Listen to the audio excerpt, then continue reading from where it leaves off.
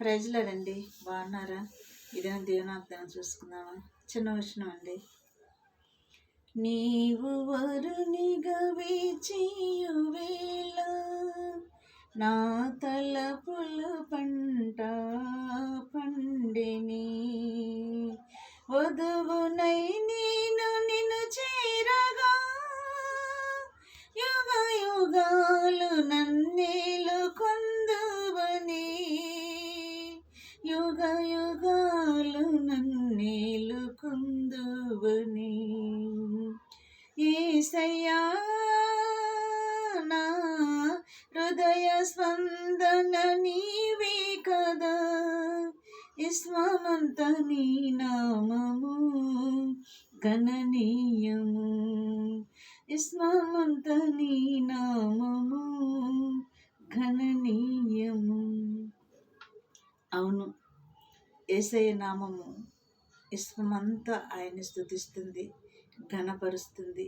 ఆయన మహాగణుడు కాబట్టి ఘనపరుస్తుంది, ప్రభుని ఆరాధిస్తుంది. ఆకాశం కానీ, భూమి కింద ఉన్న పాతాళము కానీ, సముద్రాలు కానీ, సముద్రంలో ఉన్న జలరాశులు కానీ, ప్రకృతి కానీ, చెట్లు చేమలు గుట్టలు అన్నీ కూడా ప్రభుని ఏం చేస్తున్నాయి?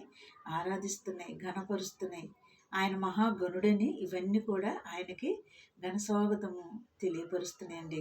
నిజమే, ఈనాడు మనం కూడా ఆయన్ని ఘనపరచువారమై ఉన్నాము. సరే, ఈ దినం మనం దేవుని వాగ్దానం చూసుకుందామండి. కీర్తనలు 12వ అధ్యాయము 2వ వచనం నుంచి చూసుకుందాం. వాని సంతానపు వారు భూమి మీద బలవంతులగుదురు, యథార్థవంతుల వంశపు వారు దీవింపబడుదురు. యథార్థవంతుల వంశం ఏంటంట?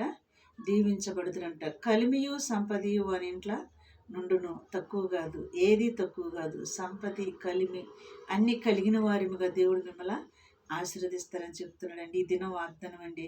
వాని నీతి నిత్యము నిలుచును, యథార్థవంతులకు చీకటిలో ఎలుగు పుట్టును.